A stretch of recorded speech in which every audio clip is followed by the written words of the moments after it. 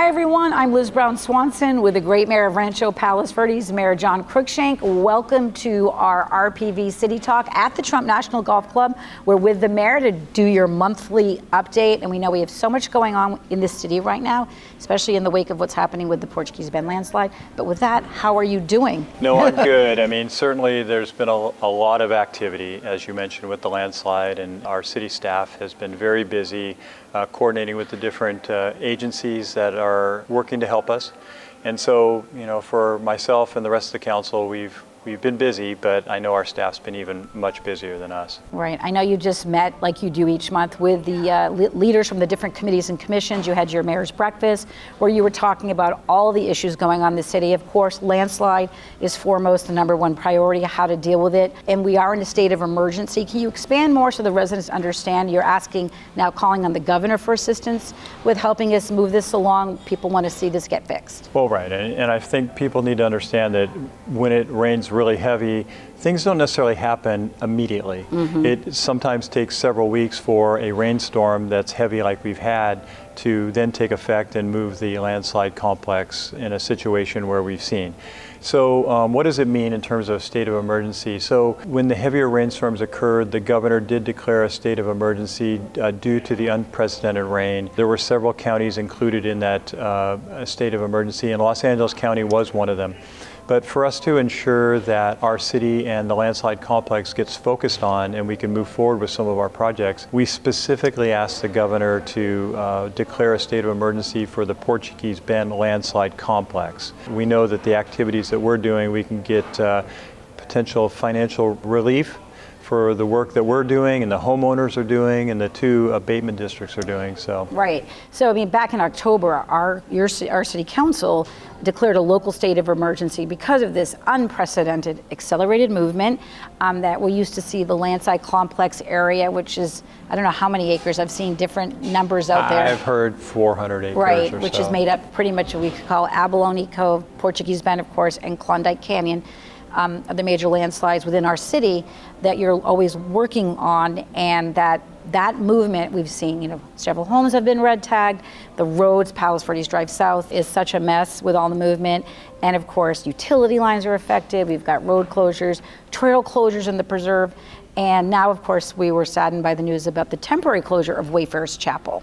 I know you were there, you've been meeting with, the city's working with Wayfarers, the community is, to help them get through the fact that this treasure in our city had to be closed right now. No, of course we were saddened to hear that they were closing Wayfarers, and it was voluntarily closed by the ownership there, but it of course makes sense because that national historic treasure that's here in our city is a redwood structure that has mostly glass, and of course with any type of movement that we've seen and the movement there at the church and the chapel, you're having glass that's getting cracked, and even some of it has fallen. And so just for safety reasons alone, they've had to close indefinitely. But we've told them that we're going to be doing everything we can to help them get back open as soon as possible. All right, and of course the Wayfarers Chapel, the famous glass chapel, which was built by Frank Lloyd Wright's son, Lloyd Wright, they just last December received a National Historic designation, which on the one hand might be very helpful to help bring funds and resources to preserve this now. The demand's even more so, I think, too, right? And we know about all the weddings that happen there and all the wonderful celebrations, and just the fact that it plays such an important part of our history to make sure that can reopen. We're all there hoping this happens. Of course. I mean, I remember many years ago, I attended a wedding there with someone that was my supervisor at a company I worked for, and I remember being there, and I hadn't even lived in Rancho Palos Verdes at that point, and I realized looking out at Catalina and seeing the beautiful structure, and it's so graceful. For you being mayor right now at this difficult time of what's happening with the landslide, what is your message overall, again, to the community that's listening and wanting to, you can't, you can slow the landslide down, but, part of it is Mother Nature. We've had unprecedented rains. I mean, we could only do so much. Like any type of critical issue or emergency like we're in, we ask for the public to continually be patient, but also be aware of their surroundings. If your property or your home has some type of structural damage and you're unsure about that, I know that many people understand the risk of the city coming in and inspecting and potentially yellow tagging or red tagging. Just so people know, Wayfarers Chapel, our city did inspect. They did find several issues, but the city did not yellow or red tag that structure. Right. It was done by the management there, not by the city. So we do not want any of our residents to be living in an unsafe structure, and so we ask that our residents do contact the city and have some assistance so that they're living safely. I know every week too, the city staff, stakeholders, community members, wayfarers, leaders, they're all meeting weekly just to keep on top of it. The city geologist is part of that. Right. And everybody is just taking... Anyone that wants to participate is involved with that. And we do have a large group of people that are on there on every Wednesday afternoon. And it's an open and honest discussion about how we can do things, how we could take action. We've talked about in our city council meetings that there's been reports dating back to the 1960s, 70s in regards to what to do. I mean, you could study things to death, but at this point, we've had 2 years of unprecedented rain. And so we need to move forward with projects. And that's where we want to be very soon. You've got, what do they say, North America's longest, most active landslide. This has been going on for decades, and just in the last 2 winters has really picked up the pace. So thank you for all you are doing. And one more thing is I do want to mention that the Wayfarers does have a fundraiser going on, and we have it listed on our city's website, the GoFundMe page, to help bring restoration, and they call it a rescue mission now, to save the chapel. I hope people support them in that effort. And again, we always say the city website, because anything to do with the landslide, updates, information, you go right to rpvca.gov. It's all there, and you are doing a great job in informing the community. But there's so much more to talk about happening in our city, and so and being public safety is always a top goal for our council. At your last council meeting, you decided to support funding more upgrades to our ALPR camera recognition system, automated license plate recognition system. Talk about that and how important that is. Well, it's hugely important. In fact, in meeting with the city manager, he also said we're going to be adding those smile, you're on camera signs. I hope those aren't too hokey, honestly, but it does remind people that when a criminal enters the Palos Verdes Peninsula and any part of our peninsula, once their license plates are picked up, and if it's a vehicle that's on the the wanted list, or if it's a stolen vehicle, that immediately goes to the sheriff's department and they're notified, and that has been a huge success for our city. Yes, it's working, and I think they get thousands of hits on vehicles that are stolen or not even registered, and that all leads to them solving cases. And that's great. So the other thing is that because the sheriff did come to the city council meeting and bring the stats, any trends that you're hearing about with crime statistics that concern you, burglaries, traffic violations, anything that you want to mention to the community right now? Well, those all concern the council, and of course crime is still too high. It's always too high.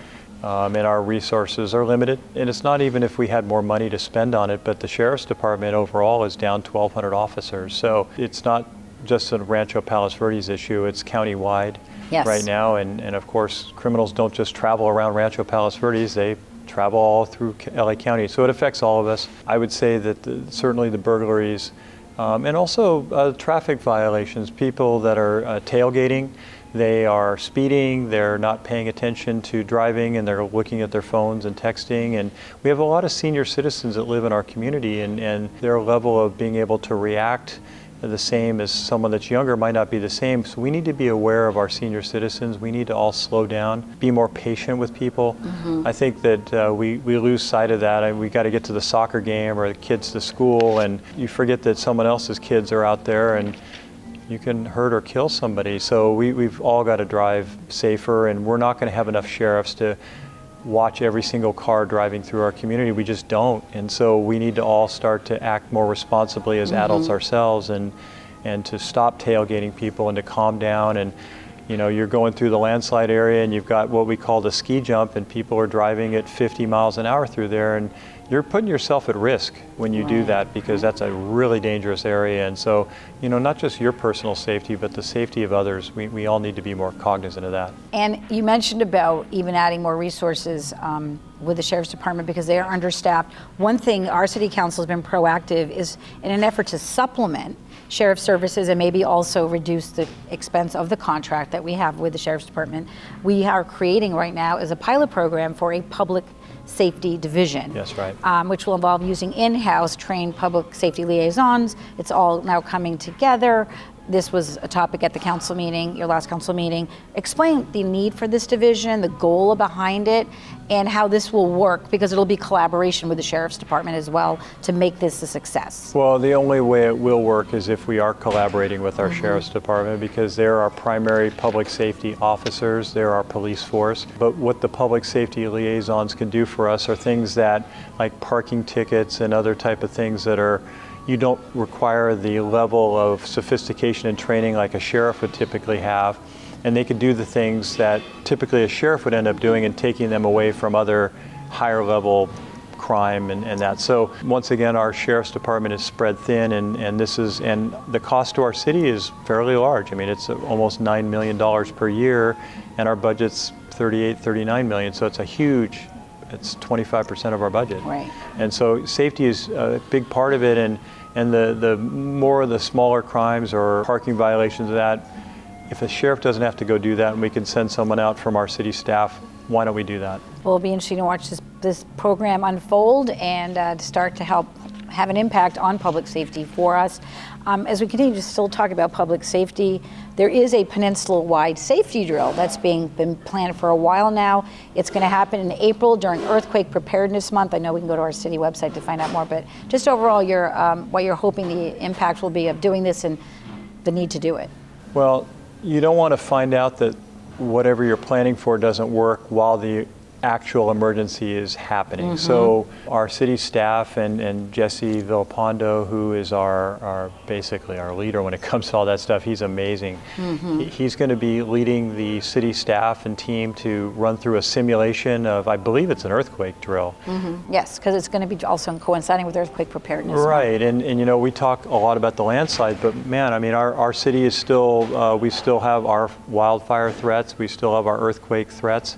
And so we need to be prepared for that, and our city staff does a good job of trying to be proactive. And one of the things that's very unique about the Palos Verdes Peninsula is that we really only have one road that circles around the entire peninsula, and so how do people know where to go and evacuate, and who needs to be coordinating with who? And emergency preparedness is very complicated, and so you want to work out all those bugs prior to an actual emergency. Right. I know we witnessed it firsthand, right, with what's going on in Palos Verdes Drive South. Right now, you know, they've been doing a lot of work on the ski jump.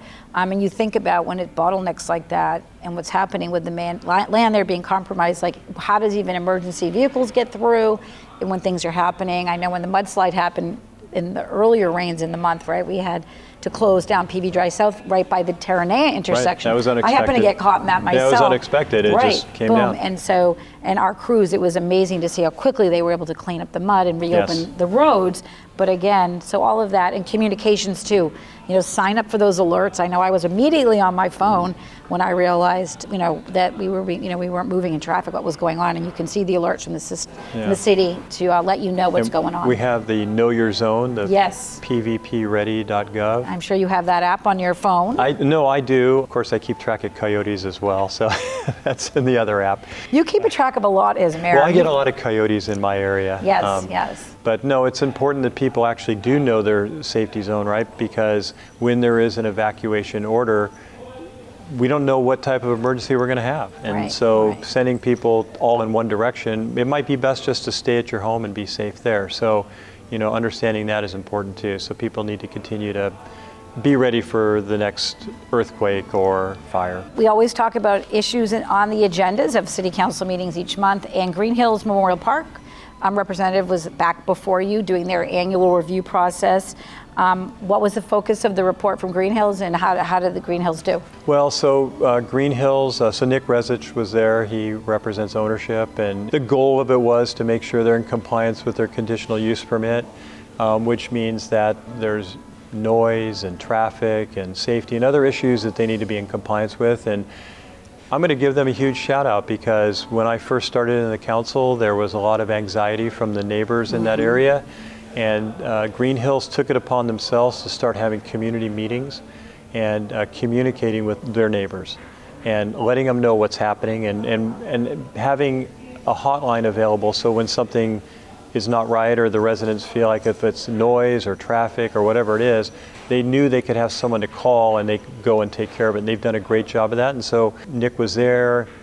No one else from the public was there. There were no violations. And so it's just nice to see that when our businesses and our community can get together and kind of solve problems without always having to involve city government.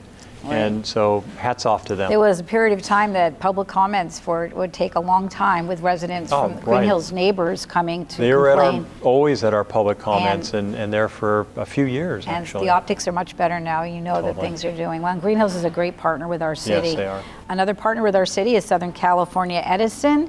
And you have been getting regular reports from the utility about how they're doing handling power outages in the Grandview Estates neighborhood. This came up a while ago when one of our council members as well lives right in Grandview and was experiencing, power outages were, people were being left unsafely, it felt like, for days, right? And that has changed because they are working on remediation efforts there. Talk about what you heard from the Edison representative and a positive report from them. And this issue was brought forward by Council Member Paul Seo. And but he also mentioned in his comments that even though Grandview is important to him because lives in that area, he represents the entire city, and so it's important that Edison and all of our utility companies are responsive to things that affect all of us, like power outage for our entire city. And Edison, they came in at the beginning of this whole thing last year, and the comments were very direct. I think that's the one thing that I love about this city is that people don't necessarily mince their words around here. No. Like it's not like we're talking like one politician to another trying to be cordial and nice. I mean, people just get right to what the problem is. Yeah, including Council Member Seo. Well, right, and I appreciated that too. I mean, I think that people, whether they're an elected official or not, I think we should all talk honestly and openly about what the issue is, because if you're just sugarcoating things and talking around the edges, you never get anything done.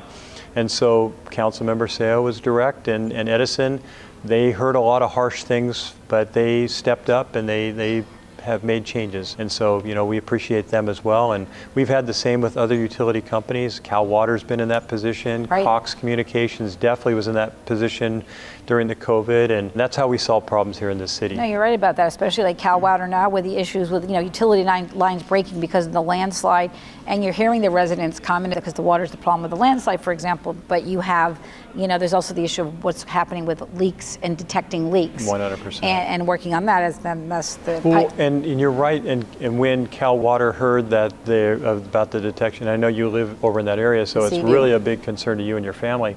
But they went out and found technologies that they could look for sudden breaks in the line or slower leaks in the line. They looked at the water lines and which ones need to be brought above ground now because of where you get the most movement. And they came up with a plan and they did the plan, and they still have other things in the works. And so, they do have a monopoly too, right? So they're the only water company, so we've got to rely on them. But I think we're fortunate. Our utility companies seem to do a good job of stepping up when they need to. And to circle back, we were talking too that all this is coming from when you hear from the community too, and what their concerns are with utilities, and they come to council, whether it was for the landslide and the water or what's going on with power outages. You're listening, and you're also, beyond taking notes, you're taking action. When you live in a community full of lawyers, engineers, and really other smart people, these are people that question and they want answers. And so for me, I know that if I'm saying something I know is BS, I'll just get destroyed. If I know it, and I'll say it. And if I don't know it, I'll say I don't know it, I'll find out, because our residents are way too smart. And since you're talking about how bright our community is, I think this is a perfect segue to talk about Rancho Palos Verdes is about to get a lot brighter on the 4th of July because I had to do it. The city council did approve bringing back a drone light show for the 4th of July. You did it for the 50th. So this is exciting. Talk about this. Yeah, we're upping the number of drones, and of course, the more drones, the more dramatic the show is. Yes. And so we're going to continue to now do our city 4th of July celebration later in the day so that we can enjoy a drone show. Of course, earlier in the day, there might be a pie eating contest. Yes. And hopefully they do the watermelon rolling. I love that. I mean, I love watching the kids do that. But the mayor loves even more the pie eating contest because he's been the champion of it year after year. This will be my last year. Yeah. He takes a big bite out of council member Dave Bradley, that's for sure, because Dave just I'm going to try to see if we can comes get up with pie in his face, but Yeah. not winning. We need to convince probably council member Seo to step up to the plate, because he'll still be on the council Yeah. when I'm gone, and so somebody needs to carry on that tradition on Yeah. the council. And if you want a real challenge, let's see if we can get our city manager, who doesn't Oh, eat sweets man. but makes them all the time. Let him be part of that pie eating contest. It would be really fun to watch. That would be fun to watch. All right. Well, I won't say I'm rooting for you, but I was part of your first pie eating contest that we had right at RPVtv, and it was You were always a backer. Yes. But I've had detractors. So You know what you do to them? You throw pie at them. I do. There you go. We're talking about the 4th of July drone show, but really the day to talk about is today. After we do this, you are going to be at the Ladera Linda Community Park grand opening. The park is spectacular. By the time this is airing, it all will have taken place. Your message on opening day of the Ladera Linda Community Park after years of this, waiting for this moment. Well, my message is that this is something that is important to the entire community, certainly the south and the eastern portion of our community, where they really didn't have a community center. A lot of people that live on the east side of Hill would utilize the Bogdanovich Center in San Pedro, which is a part of our community, but it's not part of our city. And so this is going to be a great facility for our residents, whether it's yoga classes or art classes or our students going up and doing some hiking tours. I'm really excited, and really I'm proud of our city staff. They've taken a lot of comments and done a lot of hard work to get to something that is really an appropriate facility for that location. And I hope that the homeowners that live in and around that area can really enjoy the facility and really call it their own.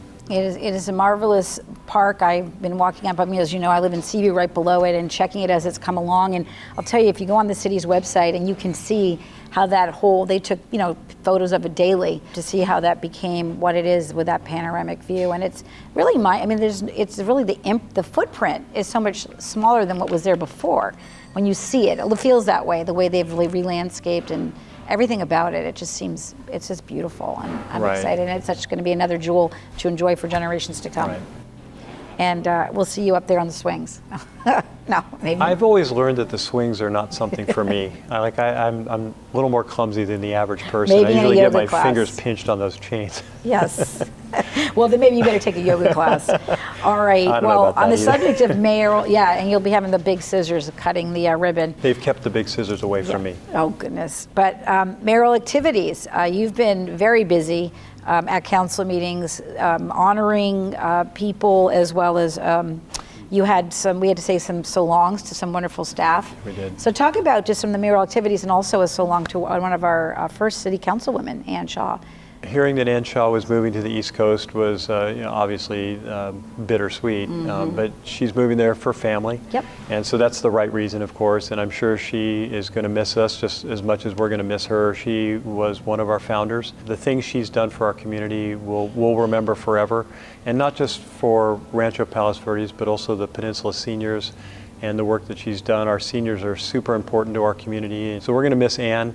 A little quick fun story though, we told her we'd give her another one of the signs, Ann Shaw Way, and then after the meeting she came to our city manager and said, "Ara, you could cancel that order. I already have 2 signs." I know. So That's great.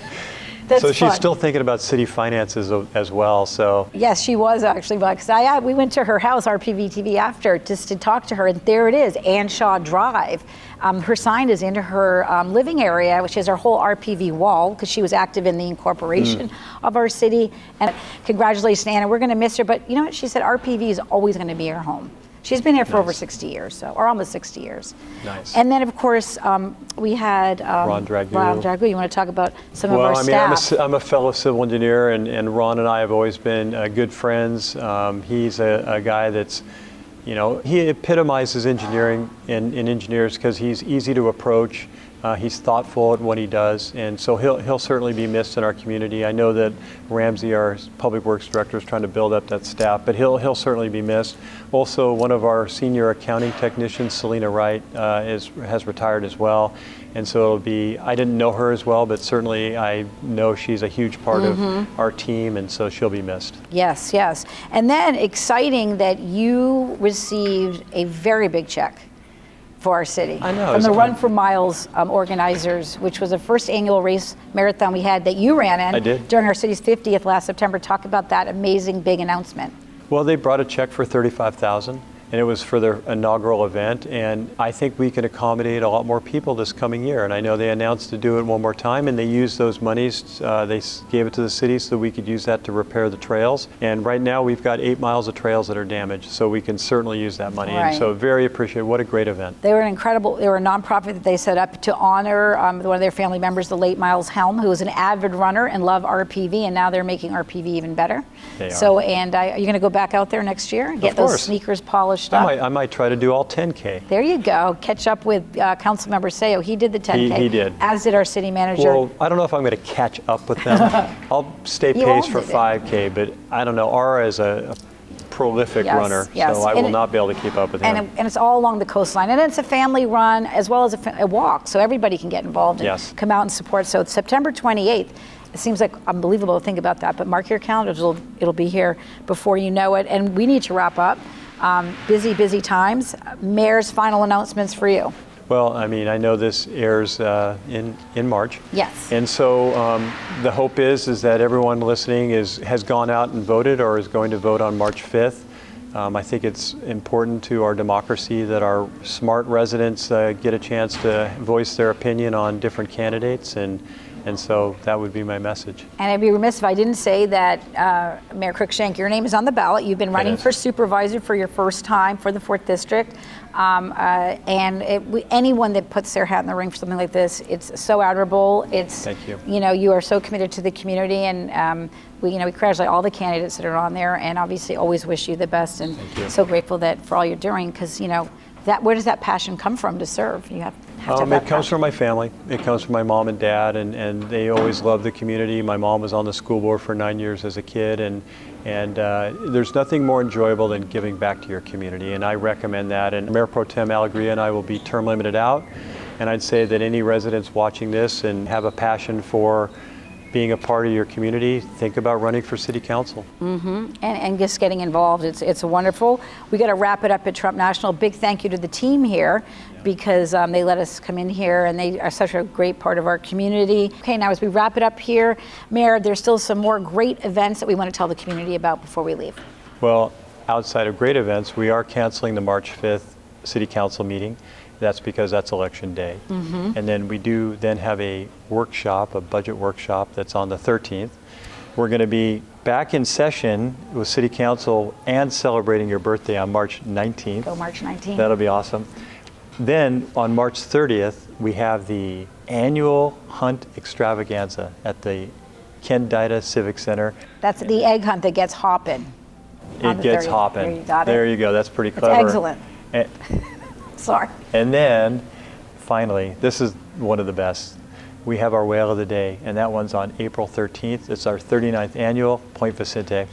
You're going to find the mayor there with his binoculars counting whales and counting on having a great time. They never let me in that area to count whales. I have to count with my naked eye looking at the whale. We can do that right here. And on that note, we're sitting here at Trump National, the most beautiful place to enjoy the ocean and take it all in. Thank you to the Trump team for letting us be here, of course. We will be back in a month, but we'll be at Terranea next time. Yes. And I appreciate all you're doing for the city. That's going to be a wrap for this edition of RPV City Talk with Mayor Cruikshank. I'm Liz Brown Swanson. Thanks for watching. See you next time.